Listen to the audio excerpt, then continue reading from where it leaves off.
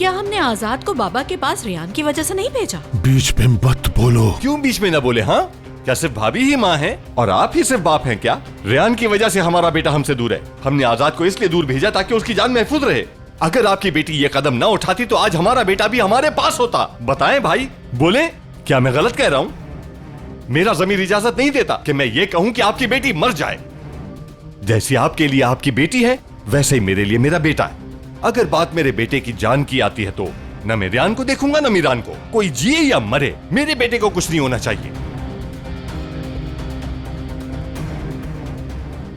क्या कहा तुमने?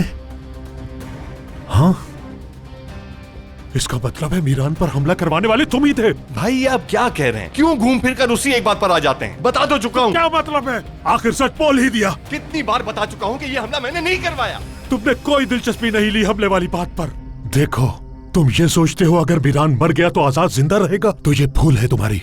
इसका नतीजा बहुत बुरा होगा, ये बात याद रखना। मेरी बेटी उनके पास है और वो उस पर जुल्म करेंगे, और दुआ करना कि ऐसा कभी भी ना हो,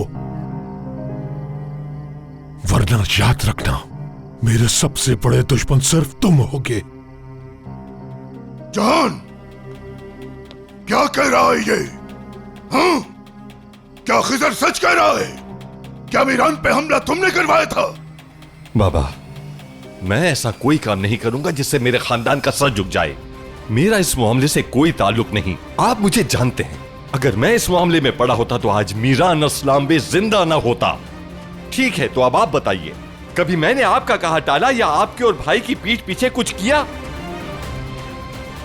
भाई आप बताइए, जबकि सबकी नजर हम पे है तो मैं ये काम कैसे कर सकता हूँ? कैसे मुमकिन है ये? वाकई आप मुझे नहीं जानते? तो किसने हमला करवाया? मुझे कैसे पता होगा?